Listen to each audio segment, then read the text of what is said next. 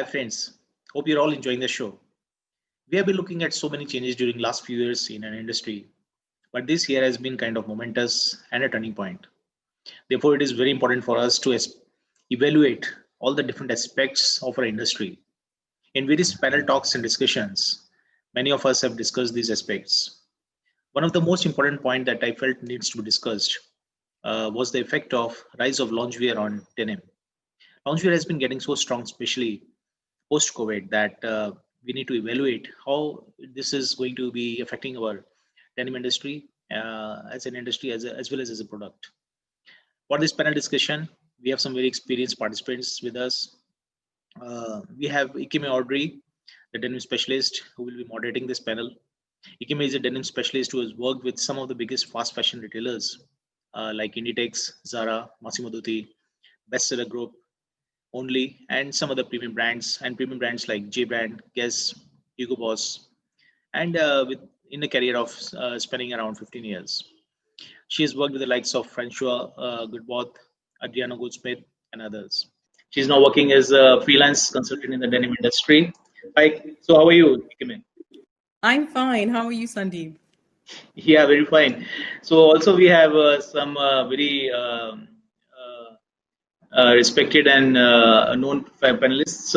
Simone, who is a designer and creative strategist.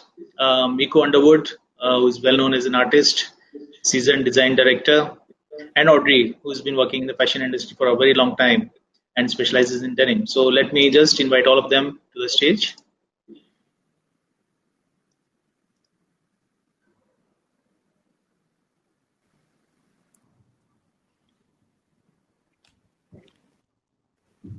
Hi, Miko. Hi. Hey. Hi, Simone. Hi, Audrey. Hi. How are you? Hi, everyone. Yeah, Hi, very everyone. fine. So happy to have all of you with us. How are you guys? Good. Okay, so How are Ikeme, you? I think is better. Will be giving introduction for all the panelists. She All knows them right. much better. Thank you, Sandeep. And thank you for allowing us to host this talk on denim and jeans. You're most welcome. It's my pleasure, to have such a beautiful ladies panel in the show. All right. I'm super, super excited today because we have an amazing panel of all women joining us today. We have Simone Berry, who Sandeep already mentioned. She's a design and creative strategist, and she specializes in lifestyle and streetwear brands. She's worked behind the fashion scene for many, many years, working with some of the biggest brands and personalities. And she's also the founder of We Exist, I hope I pronounced that correctly, which is a social enterprise streetwear brand, which is actually going to be launching in January next year. Hi, Simone. How are you? How are you? Very good, thank you. Thank you so much for joining us.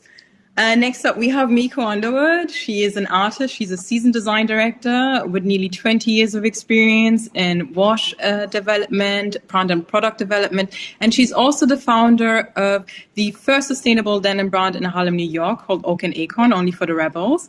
Oak and Acorn is a genderless denim brand. Which pays homage to the untold history of the indigenous Americans and the enslaved Africans' contributions that have shaped American manufacturing and American denim. Hi, Miko. How are you? Hi, excited to be here. Thanks so much for joining as well. And then we have Audrey Tetrault, who has been working in the fashion industry for 17 years, and amongst those 17 years, 10 years solely specializing within the denim industry. She started in this industry working for a denim manufacturer in Mexico, and afterwards she worked for many global brands, including Zara, and she now works as a fashion consultant. Hi, Audrey. Hi, everyone. How are you? Very good. Quite exciting. Thank you for joining. So I'm sure this is going to be a very interesting and very, involving kind of panel discussion. And I think I should leave it to the ladies to have a great talk and come out with something very special.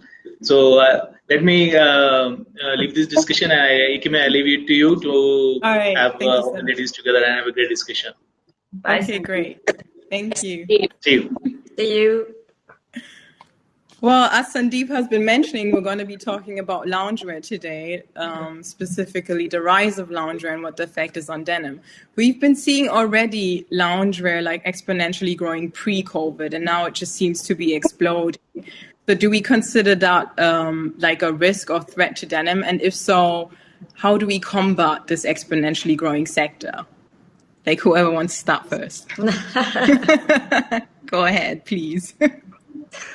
No, I think that the most issue that we have today is the denim industry really needs to find the innovation thread. I mean, we all, when we think about denim, we think about heritage label and everything, but I think that the heritage label face threads from the loungewear trend, and growing demand for sustainable fashion is today the main issue that we can find on this part of the denim industry. Mm-hmm. Yes.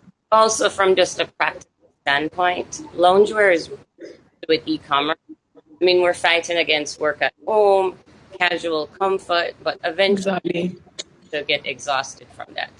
I think that we're facing is the fact that people have denim, they're still wearing it, they're not buying more.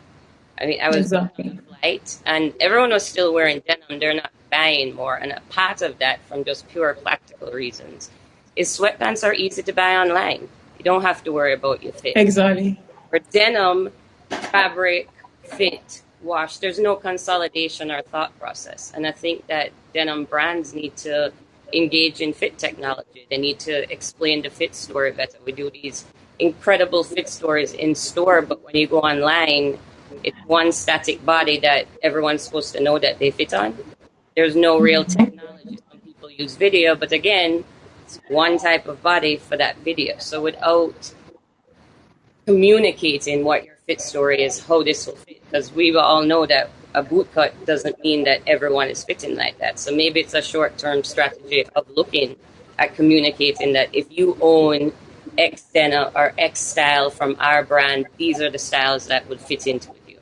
Like really start working with your consumer and creating a user experience online. So even if they're not purchasing it out of your store, if they're at Bloomingdale's or at another store, they can reference back and say, well, here's my profile on X brand, and I know this fits me, so I can get that. Because when you buy sweatpants, of course, they're going to fit. Exactly. Simone, these are some very, very valid and good points. How do you see it, Miko, like as an independent designer and brand owner? Like, how do you see it? Thank you. I think that at this moment, if we look at the history of denim, denim has been able to last for centuries. And obviously, I think this is an opportunity for designers, to hit with, to speak on what Simone said. I think there's an opportunity for mills to really expand in fabric technologies and all of that. But I also think there's an opportunity for designers to be able to evolve what is happening right now. And I think there's an opportunity to be able to, also always have those staples and those denim essentials, but being able to move with what the time is doing right now. And I think that's how denim can stay relevant. And it has been able to stay relevant in that it's always evolved with what our social situation has and our cultural situation is transformed. That's, some of the things that I had to consider with launching my product this year as well. Exactly. I mean, one of the things I think about is like athleisure. I mean, athleisure, I remember very clearly when that trend kind of, set off in 2014 and how dramatically it impacted the denim industry, subsequently in the years 2014 and 15. I feel like we haven't really recovered so much from that. And if we look at this industry, athleisure, it's set to be a $547 billion industry by the year 2024, and it's going to double by 2030. And I feel like, what is it did we learn anything from that? Did we learn any lessons from that? Because back then the industry was so reactive, no? Everyone was looking at, what are we going to do now? Indigo sweatpants or leggings, or how do you feel about that?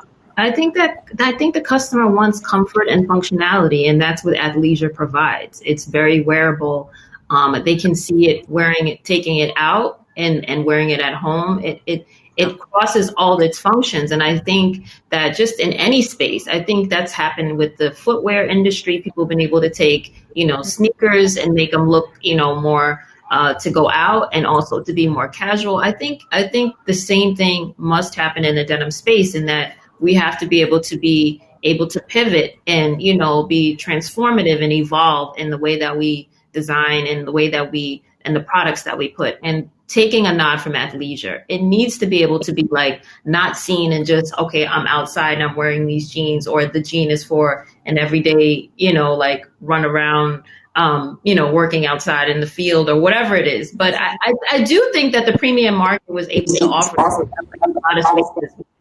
The premium market for sure showed us, how we could elevate denim. But I think that we also really need to think about functionality. And I feel like a lot of that hasn't been seen in the women's denim space specifically. I think we see it a lot more in men's denim, but for women, it's been more about fit, fabric, and what's the hot trend. And so I think that we need to be able to think about functionality for women even more so.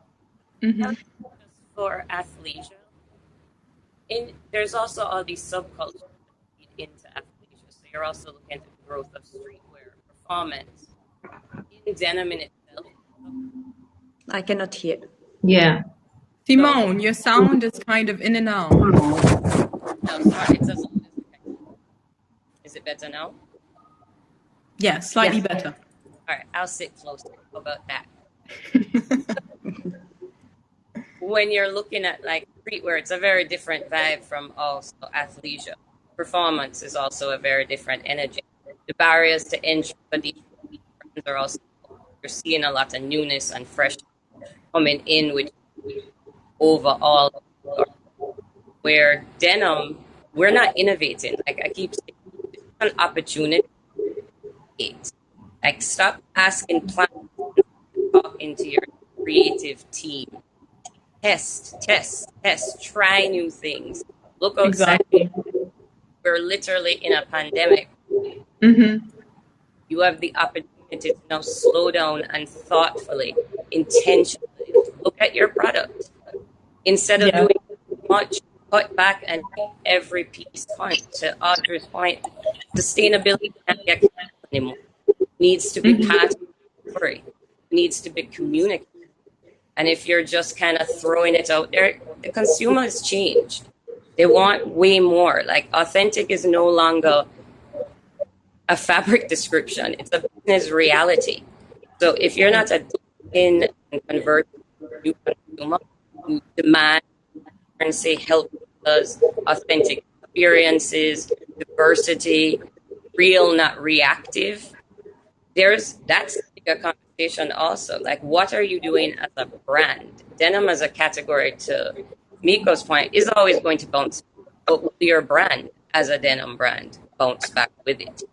Because it's getting, again, there's 4 new brands that are about 100% sustainable. Their dyes, their fabrics, their cuts, the way they run their business. Those are the conversations, and those types of brands are driving people. Oh, this category is helping. Like, how are we driving that conversation in denim? Yes. As an industry, committed. Exactly.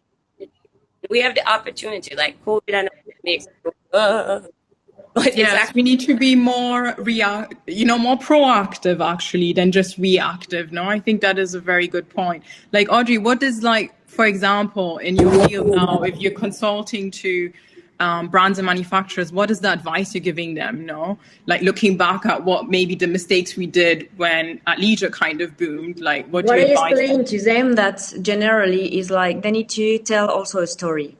I mean, today we are facing a huge issue with the new generation, the millennials and the set consumer, that they all like. I don't like to use these kind of things because the Gen Z. We are people. So, but right now, everybody is telling. So what I'm telling to all the brands or the supplier, that's for the denim, if you want to keep going, you really need to tell a story. You really need to look also beyond the traditional advertising technique. I mean, we cannot use the same heritage advertisement that we have before, because we are changing and we need to move forwards. For example, I remember Wrangler.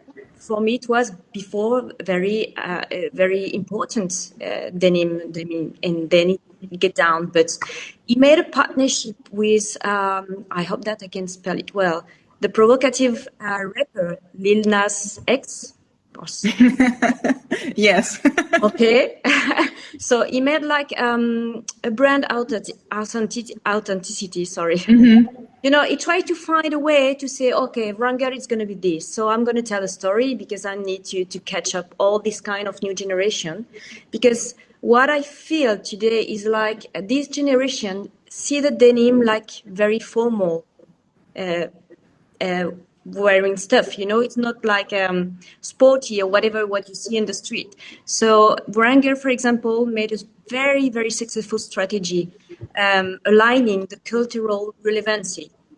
And I think that today, in order to move forward, is what I try to explain to a supplier when I said you need to give it energy, you need to give something more.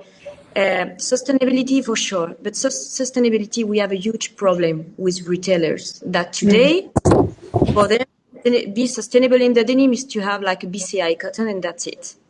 Yes. So we need to take action. It seems that the denim industry is stuck in the sustainable things.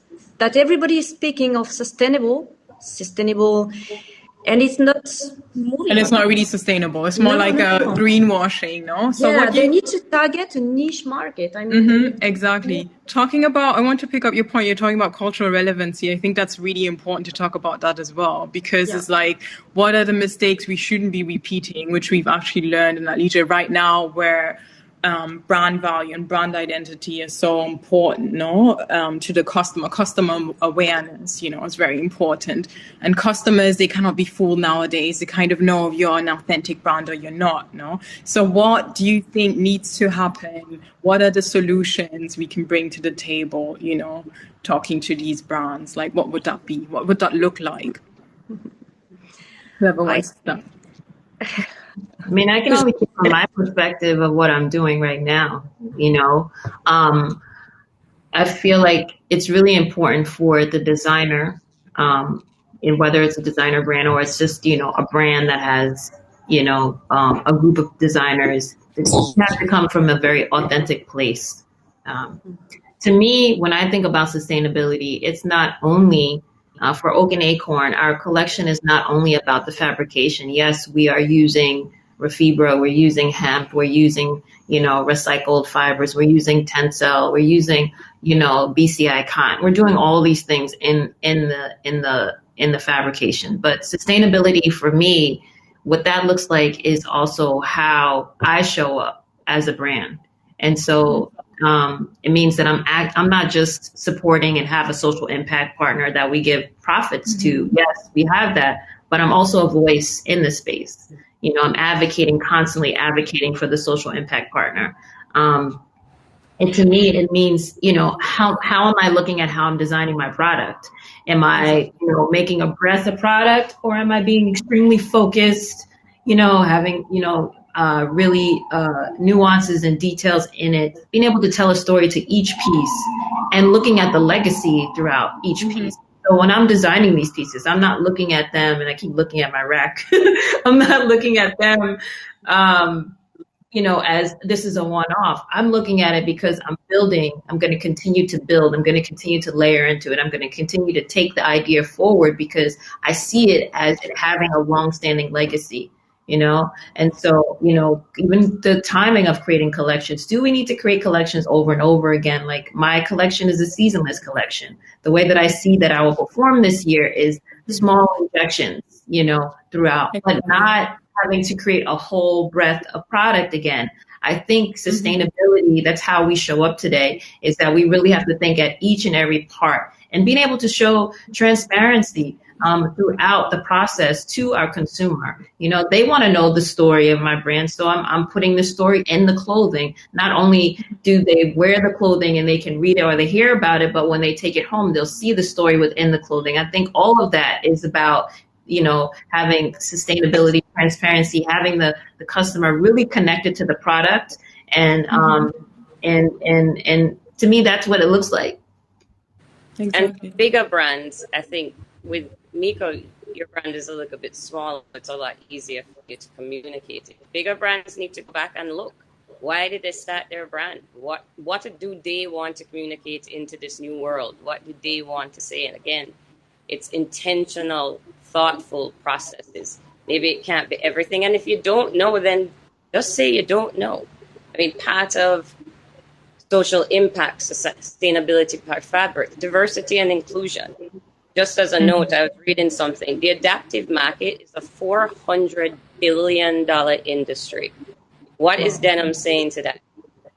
Pretty much nothing. Where Lounge, Athleisure, all these other brands, they're reacting to these trends. Denim has a tendency to not be very inclusive. We tend to move a lot slower. Diversity is not known. Looking at this panel today, this is a very rare thing. And I think it starts on all levels. Hiring. How are you hiring to get diverse voices in the room? If everyone in the room comes from the same background, same career trajectory, where are these new voices? Where are these new ideas going to come from? Creativity is going to drive this post-COVID. Eventually there will be a vaccine, but how have you taken this time to now communicate to a consumer, which Audrey mentioned, 55% of all consumers in 2025 will be Millennial and Gen Z, or Gen Y, Gen Z. They are different. We have to accept the reality that they are different. And if you do not adapt, you will be left behind. Yes, totally. Say, oh, we're trying. And if you are trying, I'm really glad. But I think the gatekeepers in some of these companies need to recognize their unconscious bias. We need to have uncomfortable conversations and know that you need talent outside of the pool that you're used to. How are you fitting your product? What does your fit model look like? How are you communicating to the multicultural consumer? They have the highest retail base. They are driving sales, $20 billion. The Black female consumer drives the purchases 64%. It's a number that Nielsen report came out. In every cultural aspect, non-multicultural and multicultural. So how are you speaking to her? Using one Black model is reactive. It's not. I love what you're saying. Honestly, we all see it. And I watched as everyone all of a sudden, let me flip. That's not a conversation. Denim is very reactive. We need to have real conversations. We use authentic in every statement we make. It's now time to stand behind that. What do you mean? I kept thinking of kind of off, but Diesel's old campaigns. Like there is a story that was constantly being communicated about what Diesel is. If everybody, I think it's like 10 years ago. What is your story? Premium is great, but also premium. If you line up all those brands, I don't see any physical difference. So your brand now has to have some sort of meaning. And you can't speak to one consumer segment. Because in 2025, that segment is about to be this big. And without acknowledging this, and honestly, again, it's an opportunity to create an entire new denim culture as a whole, to show that you are committed. Thank you with Miko. I mean, that's driving change. But we need more of that. And we need it from up top, not just from the top. I love what you're saying, Simone, because basically when brands talk about diversity and inclusion, what they do is they usually hire more diverse, staff in the stores, or maybe models for their campaigns, or maybe it's like the person in HR, like the most visible positions, right? But then who are the decision makers, right? Are the people on the board? Are the people in the management? Who are the people taking the decisions? That's where you really need the diversity. And that's why the industry is so reactive, because this needs to happen, because it's only with that you will have innovation, which is a bit ironic because denim in itself, if you look at denim, it kind of transcends social class, cultures. It's like one of the most democratic products there is. Like supposedly every second human being owns a pair of jeans. But then we kind of want to build this microcosm of our society, bring that to denim also. So we have like this elitist kind of culture also, of who's like the tastemaker and who decides.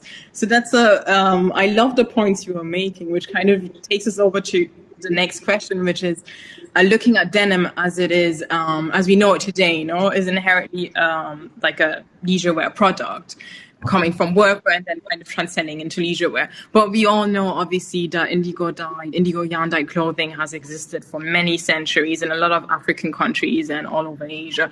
But the 5-pocket, as we know right now, the jean, inherently is considered leisure wear. So how do you see that evolving? Like, how do we see denim evolving?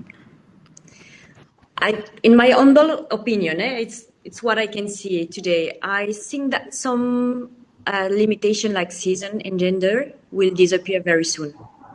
And like freedom is the next big thing in denim.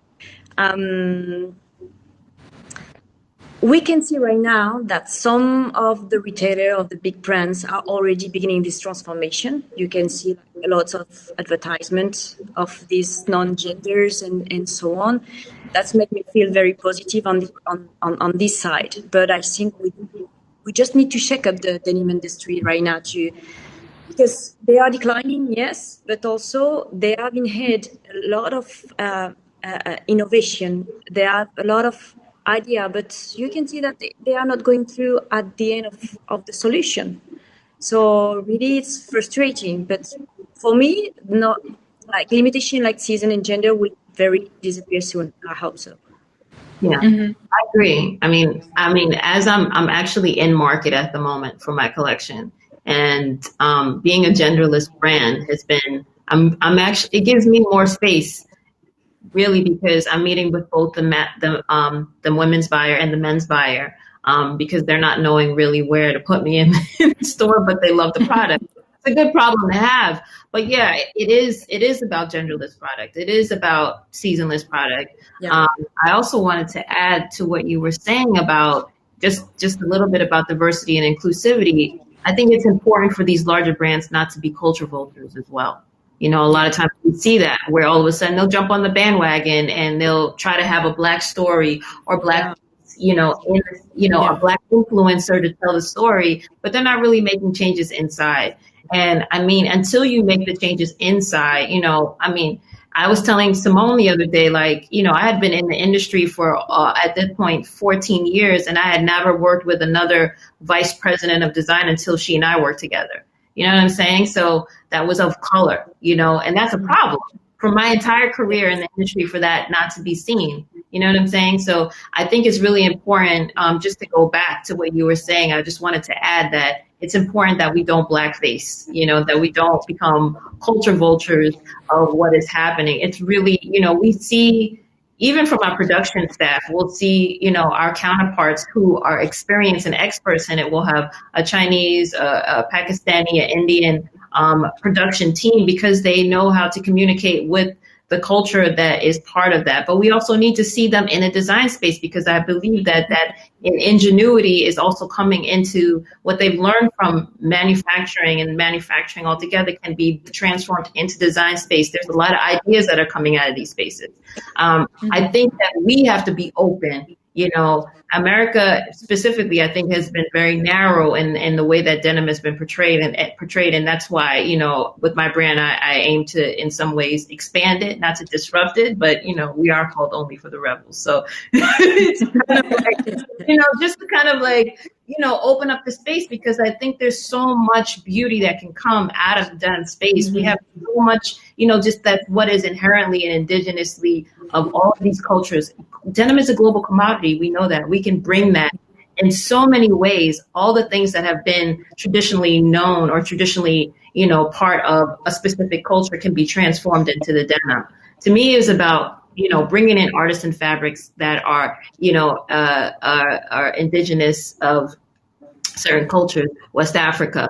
It's about being able to tell the story of the enslaved story of denim being considered Negro cloth before it was ever workwear, and then to go through workwear and how it's shown up as a social, political, and cultural icon throughout American history. It's really important to be able to tell those stories with authenticity. And I think that there's so much more to share in each culture. If we could each tell our cultural story and show that, we'll be able to bring that unity, that evolution that we need to see as artists, as designers, as makers in this space. And honestly, diversity is so necessary. I'm always going to speak to the strategy and the business part of it, also from but when you have a diverse company, when you are looking with new eyes and new lens, you're more profitable. It's just that simple. There are studies done on it. This is not just conversation. This is reality. And in denim, these aren't new conversations. So every single person I feel like on this panel has said, innovation, change, open your minds to recognize that, again, it is changing. Unfortunately, this industry has a tendency to kind of lean back on the fact that denim is iconic, that that people will. That doesn't mean they have to keep buying it. That's just a reality. People are being far more conscious with where they're spending their dollars. COVID has changed the consumers' buying habits, their psychology, their thought processes. These are things that we have to be looking at. And this, see how the changes have done and adapt to it. It's really easy just to kind of go, well, we know, and we'll just adapt this and then we'll create. Take a moment, because you do have this moment to be able to be intentional. And when you're looking at a brand like Miko, to her point, every piece is thoughtfully done. There's a reason for me to buy her product. What is the reason for a consumer to buy yours? Why? And that goes from a fabrics end. Why should this brand work with you? That collaboration, that thought process. Sometimes I feel, especially in denim, it's all like this, don't tell anyone, hide. We all do the same thing.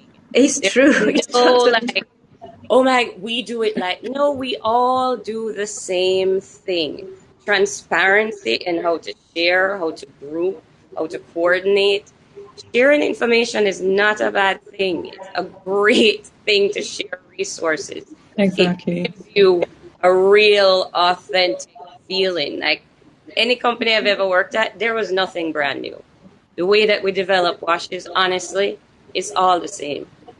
But communicating and sharing that and that collaboration, that shows change and hope. We need to get comfortable with greatness and really wanting to be better. Yes, I totally agree. Innovation just needs to come. I mean, we all know, because we've all worked as, designers and brands, and how frustrating it can be to get your product to market, especially if you're doing something which is a little bit, out there or new or more innovative, no? Then they should test. There's always solutions. Then test the product. If you're scared right now, yes, talk to your retailers. Come up with solutions. Collaborate. Test. Throw it out there. This is not moment. Yeah, show the same thing that they saw before. My girl is just it and saying, "Got it." So this is the perfect to test and to innovate, because the retailers aren't even. They're just from being in the market at this very moment. They're open to pivot in a lot of ways and how they relate to brands. Loungewear is growing because of where we are as we know it. But I also, people are also wearing denim. Many people are wearing my coverall right now in all of their Zoom meetings. There's many influencers right now who have just asked me, I need this piece because it's easy. It's something that I could just throw on, throw off. And it's easy to run out and then run into. So I think it's really important that it's also, we're classifying ourselves in these buckets, but I also feel like, to me, denim has always been a loungy piece. It's always been a piece that I've relaxed in, that's always been a go-to of I'm just going to put my jeans on and run and do that. You know what I mean? Right? Yeah, totally. Pants feel like giving up. I think it's. I love jeans. I think it's so important what you're saying, Miko, because for many people now, during COVID, some of the people, it was their first time actually buying jeans, because there's some people who are not, really wearing jeans, which is great, because if you look at denim, it's a quite durable product, no? So there is an advantage, even with sweatpants, because if you think about the life cycle of the product, we have this exponentially big growing market, which is like the vintage market, like secondhand, the reseller market. And you want your wear and tear in the denim, but you wouldn't necessarily want that in the sweatpant, no? So I feel like there's a lot of great advantages also, because denim, for once, it's a very innovative industry, not maybe in the design-wise, but in terms of like fabrics and technology and all of that, and wash technology. But I feel like even when athleisure happened, we were so reactive. Everyone was like, what are we going to do? Like sweatpants. And now it's like, again, sweatpants. It's like, no, can we think about something else? Yeah, something else. I think it's about finding, I'm sorry, Ikeme. I was going to say, I think it's about finding the qualities of denim and amplifying that and telling, instead of trying to put yourself in the box of, okay, how do I become another Lululemon as a denim brand? Yes. Right? It's about, exactly. No, but that's find the qualities of denim and what makes denim so, mutable across the globe. It's a global commodity, and it is because of a reason. You know what I mean? Just amplifying the qualities of denim and showing the evolution and innovation in it. I think on its own, it stands for so much. We don't need to become loungewear. We don't need to become, any of these things. It is already malleable. It can already be used in sneakers. It can already be used to insulate homes. It can be used in so many ways. Your life is a plane crash. Exactly. Which brings me to my next question, because it's like Miko so mentioned talking about this. How How can we integrate comfort and functionality in denim and retain its authenticity? Like talking about that, because we were just talking about it. So Miko mentioned something very valuable with the influences. She was running in and running out. So in this area, we're now allowed to move out. How are you making it and creating silhouettes that allow you to be able to do that? Above keyboard dressing, it's not a 5-pocket, but as we see all here, Miko has a very nice jacket on. That's above keyboard. Do you have a strategy for that? Are you looking at, and these are more short-term strategies, but are you looking at that? How can you make it really easy for people just to be running in and out? It may not be a 5-pocket. It doesn't mean it's a sweatpants, but there are other categories. And again, we're just going to use the same word, innovation, thinking through the psychology and the purpose. But the innovation is quite here. If you see all the mills in the denim, they are all innovating. You have lots of things. Charlie, new collection of the jeans is designed using like functionate fabrics with future antimicrobial, and the property. You have a lot of things. I think we have big issue, and then how all this innovation is produced. Yeah. Exactly. How do we translate that into a design which is relevant? Because if we're going back to talking about sweatpants, it's like maybe no, it doesn't need to be sweatpants, and stretch doesn't equal comfort. Not everything needs to be super stretchy. You can have like a low twist. You can have a low twist fabric which is rigid. You can micro peach it. You can have fibers in it which are soft, and you can, like Miko said, like denim is actually leisure wear. Like it's like loungewear, no? So you can still keep it very integral to that product category. And like Simone was saying, not just think about bottoms, but also about tops as well. I think it's also, I agree. You said so many great things.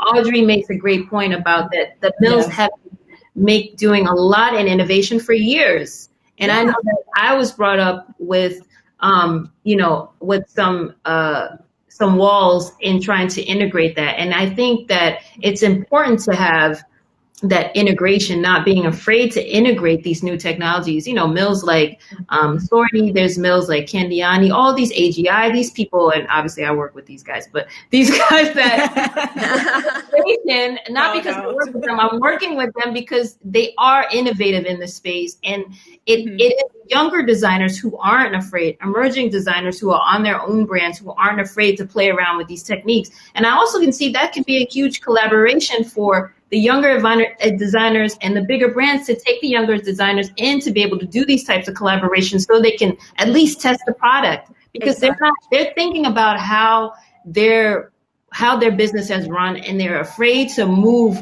what's going to happen to their bottom line. And I understand that, because it's a big wave. If you make a big adjustment in a company, it can impact many people and many lives and many livelihoods. And so they have to, move in a very strategic way. But I think that is a huge opportunity for them to work with emerging designers, talent like all of us that are sitting in this platform, who can that are seeing this platform, to be able to work together with these larger brands, to be able to create, these, even capsule collections, these collaborations that can show, okay, this is a way that I've tested that. Let's see, okay, this is something that we could do in a bigger way for our company, because they have the platform and the marketability. And honestly, I think a lot of innovation comes from women. Totally. Yes. We need to push for the woman market. We really need to push, because all this innovation, you can see it actually on the men's department in Denim. Yes. But for women, it's like, I don't know, we are not interested when we are. I mean, we want to. I think that we haven't been marketed to, Audrey. We need more women. We need more women in management. Many women say that we haven't been the voices of that. We need to be more. We need to amplify our voice in that space, and that the fact that we do want. The reason why we've designed denim, I could say to all of us, and correct me if I'm wrong. I fell in love with men's denim. I fell in love with the washing. I fell in love with the functionality of it. I fell in love with that before women. Women's denim has always been about the fabric and the fit and nothing more, and that trend. And it's been a very fast market. But what we love about denim as denim makers is that it has this longevity. It has there's so much. The fabric is a canvas. Yes. Creation. Totally. Same. Take one fabric and mold it and develop it into so many things. And considering women are the largest consumer market, you would think that there would be more thought process. But without, everything speaks back to it. Without diverse voices, without unique inclusion, without more people driving these conversations, how is that going to happen? This is a real bottom-up conversation. You have to start making these changes, or in 5 years, not even 5 years, in 3 years, this panel will be the same. It's going to be over. Yes. We'll be talking about what happened to denim. Exactly, because it's not a singular discussion. No one wants to hear that, because they're like, there's no way. Denim has been here forever. Yeah. Hey, COVID just happened. Anything is possible, people. We need to recognize that. There's no, it will never happen. Anything can happen. And how are you preparing and really just having some excitement about your brand again? Miko speaks about our brand, and to the collaboration point. That will also help you if you want to be more authentic, you want to do this, and you don't know how. Work with smaller brands that think that way, that can help you, because as a larger brand, you know what? You probably can't.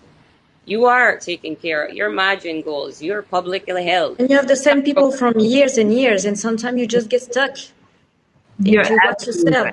Yeah. It's like what we were selling last year, and then you cannot bring any idea, because numbers, and margin pressure.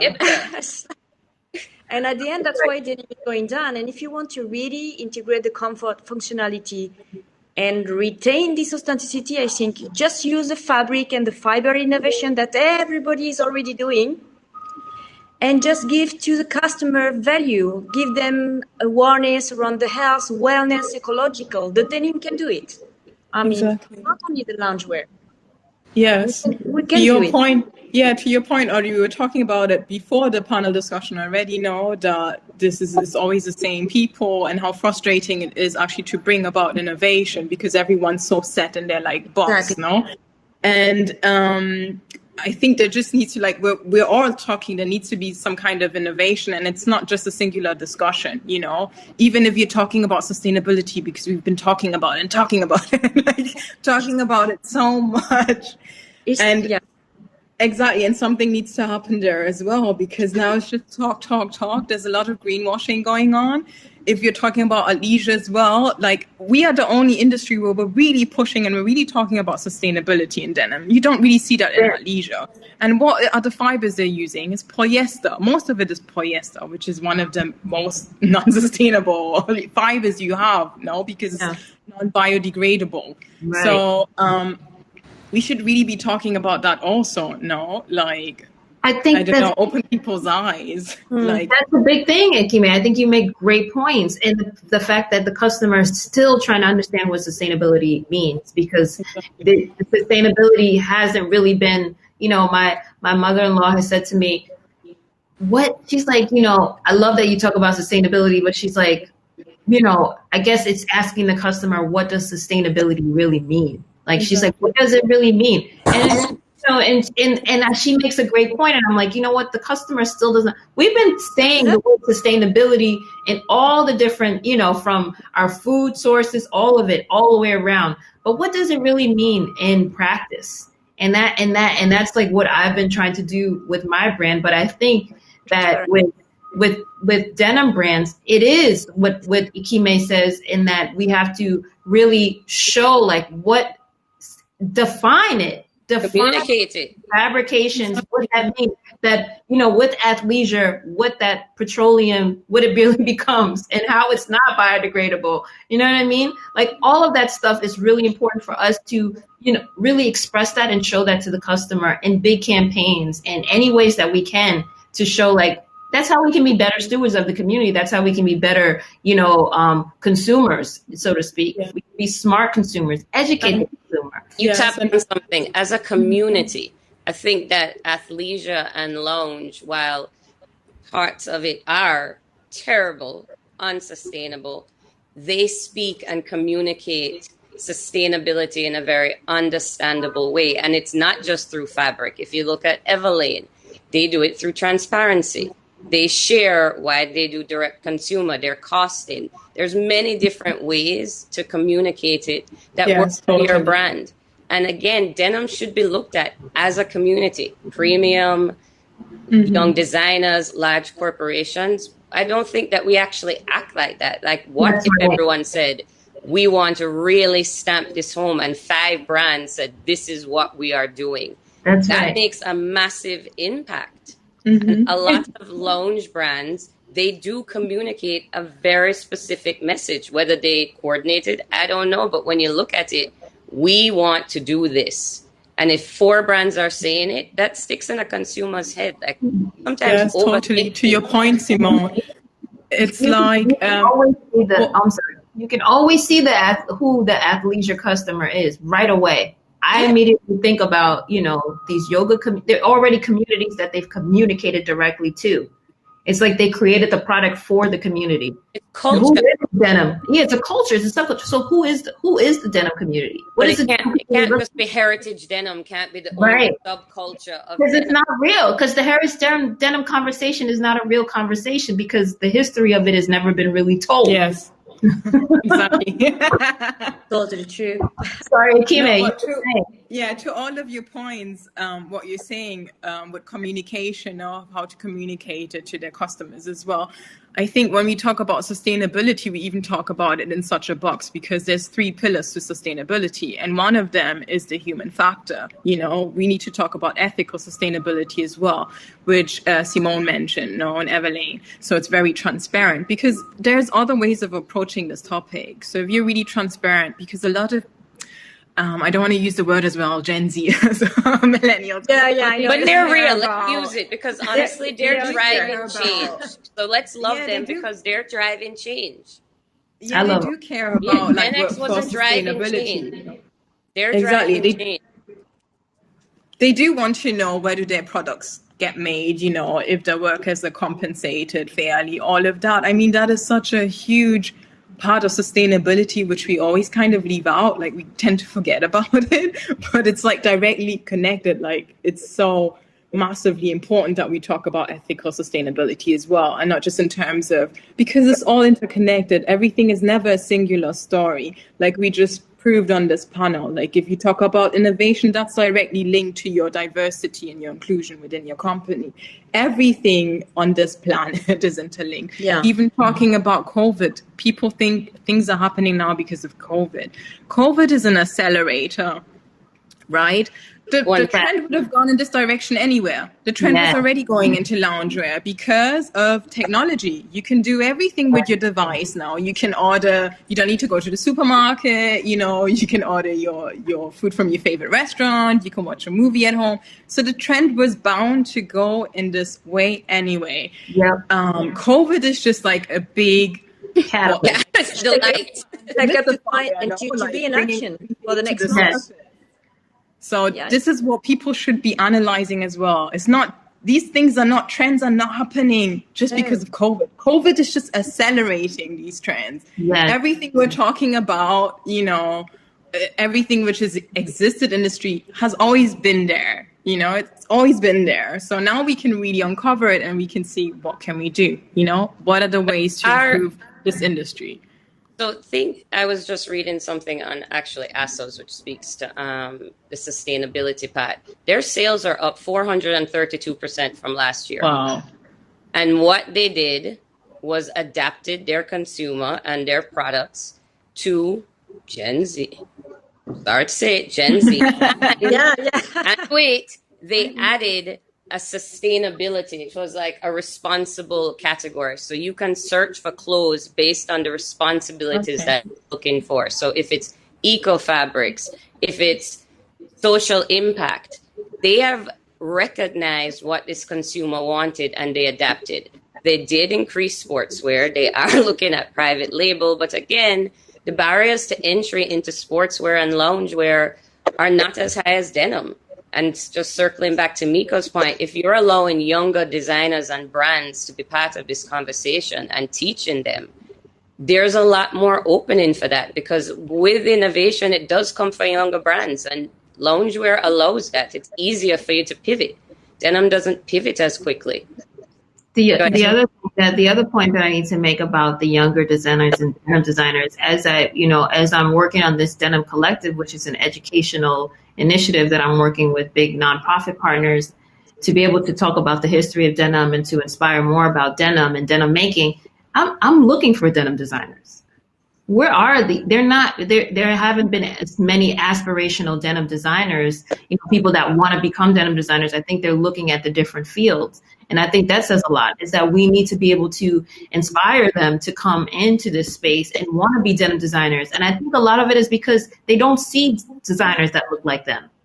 They don't see denim they see denim as an overall company, but they don't see the designers in denim. Whereas you see with these other brands, you can see like specifically like this is that person's brand, Oscar de la Renta, or Off-White is Virgil Blow. Like they see the face, they don't see the faces that are connected to denim. And I think it's really important to be able to see that and have that visibility, because for that generation, being able to see themselves is really important in how they show up moving forward.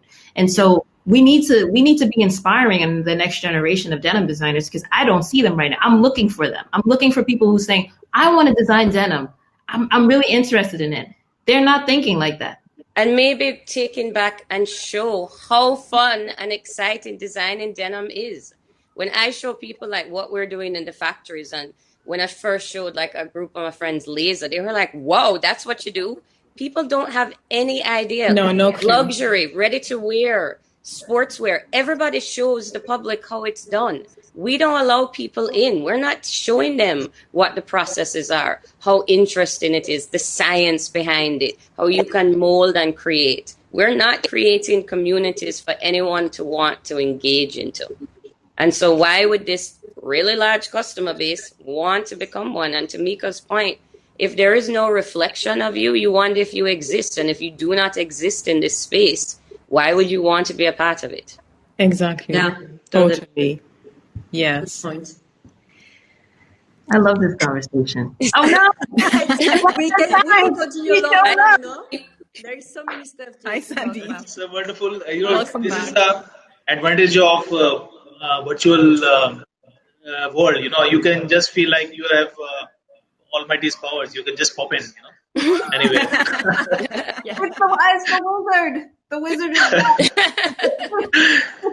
So it is wonderful discussion going on. Actually, I did not want to disturb you. It was going on so well and so wonderful points coming out from all of you.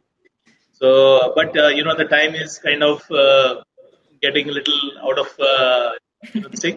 So I thought that I'll just pop in and we'll try to take some questions. And I would like to thank for all wonderful points that have come out, whether it is related to denims, actually how it is related to loungewear in a very strong way than we think, and whether it's the history of denim is not properly told, the importance of human factor, and so many other points. I mean, I cannot repeat them because there's so many wonderful points we come out with. So you can continue further if there's something you want to still. I'll meet you in the lounge. Yes, we'll continue in the lounge. We'll meet you in the lounge. All right. This platform is That will be amazing. Well done. That will be great. So let's take up some questions. Okay. We have some questions from people. So just let me take them some. We have one by Levent Kokremazer. Okay. Can you see the question? Yes. Original knit denim that they launched. I mean, Diesel's knit denim. No, Uniqlo. 9 years ago. Uniqlo Based on these. But that was based on Diesel's knit denim, which everybody, Walmart had it. I developed it. Okay. We all I had to continue it. Thank you. And that And it went to every other brand. Yes. It went to every single other brand, Simone. So yes. Oh, I know. And when I first tried to develop it, everyone said it wasn't possible to develop it because people had done it. It was the top. We started developing it in India and then finally got it developed in China. And this was 7 years ago. So while I appreciate Uniqlo's contribution, that's not real true innovation. Sorry. No, it's over. Like Done. for years now. I mean, it was 5. Walmart does it, guys. Millions. It's out there. It's done. It's done. That's when you know you're done. Yeah. Even Walmart has stopped doing it, and it was 12. Yeah. Okay, so we take one more question. Can you see this? Sorry to break his hat. And pure loungewear denim brand. I don't think we have to become a loungewear and denim brand. That's the whole point, is that you can be authentic to who you are in denim. Denim is a malleable fabric. There's so many different ways. You can design denim. I think what the athleisure space has shown us is that, we can make active denim. I mean, my piece recently, one of the pieces of my collection was shown in Refinery 29 as the update to the sweatsuit. It's not even knit. It's all lightweight, 5-ounce tensile, but it's considered a sweatsuit just because it had a knit bottom, a knit rib, and that's it. But it's tensile, so we don't have to be. You don't have to be in the box and become a loungewear. You just be denim and show how denim can be used and created in so many different spaces and still be denim. Communicate. You can be comfortable. You can have like a wide fit to be like with, fitting with your active lifestyle. You don't need, that is denim. Exactly. Because we should get out of this box, no? Yeah. Because when athleisure happened, you can go into any big sportswear retailer and you will see yoga wear, right? Yoga apparel, which really consolidated itself. But you will not go to any denim retailer and see jogger jeans or denim leggings. It never happened, Walmart. There is a way to do this type of product, but remain authentic to denim. This is what we should do. Just make it fit better. If it fits well, it's comfortable. Spend time on development. Make sure it fits a range of people. It doesn't comfortable need to be and easy comfortable. to wear. Exactly. A 5-pocket fit well, feels amazing. It sucks everything in. It provides comfort. It allows you to run in and run out. You don't feel like you gave up on life. I mean, it makes you feel better. Sweatpants sometimes make you feel like you give up. The new fabric that all the mills already developed it, please. There is a There's lot of so much. I mean, the micro antibiotics. Yeah, there's so much. It's COVID. Everyone's worried about Audrey, antibacterial. my business is built, a lot of my business is already started just from the dead stock innovation. There's so much innovation coming from the mills. As denim designers, we have so much, they're going to get rid of it. Why not utilize that? Utilize the dead stock denim that they're, and work with them to build for any young designers that are on there, use the relationship with factories, find out about factories, talk to them about their dead stock. So much was donated to me just in COVID on dead stock fabric. Use that, work with big factories who want to collaborate and want to innovate with young designers. This is what Sorty did with me. They're a huge company. They wanted to collaborate. Use that relationship to push innovation, to work with the stuff that they've already created, to continue to see and test the market. And then you can grow your business in that way. We don't need to create more. They have a library of stuff, as Audrey said over and over again through this conversation. And so poignantly, no, she's right though. There's so much. How many times have we gone to mills, Simone? How many times have we gone to factories and you're like, oh my God, and we bring it back and the companies are like, no, we can't. No, too expensive. The customer doesn't understand it. But this is the moment for innovation. This is the moment for us to do all the things that we want to do right now. And I would encourage everyone to go and look in the dead stock libraries. I mean, that's a huge conversation. Using dead stock, you're upcycling, you're recycling, you're creating more waste. Sustainable. You have to think. It's time to think. You can't just press the button and say reorder, reorder, reorder. Refresh. It's time refresh. Let's try again. It's time to think, and COVID is allowing you that time. Like, it's opportunity. There is opportunity out there. Stop looking at it as a negative. It is a positive to change your business and build in things that will help you for 10, 20 years. These are the new consumers. And I have to say that this is the new wave. Can you imagine what the next wave is going to be like? So if you're just going to go, I'll be fine, your consumer is not going to be alive in 20 years. I'm sorry, you won't be fine. It's just numbers. Dead stock. Yeah, the dead stock maybe, but you won't. All right, so I think we are coming towards the end of the discussion, and I really thank all of you, Simone, Audrey, Miko, and Ikeme for moderating the session and for really sharing such a having such a lively discussion. Not a boring discussion, I would say. I mean, everybody was really involved in I think none of us left this discussion even for a moment. So I really thank all of you. Yeah. Thank you, Sandy. Thank you. Thank you And everyone for listening. we meet in the lounge. Yeah. Yes. In the lounge. All right. See you in a minute. All right. Thank you so much. Thank you so much, Thank you. Sandy. Bye. Bye-bye.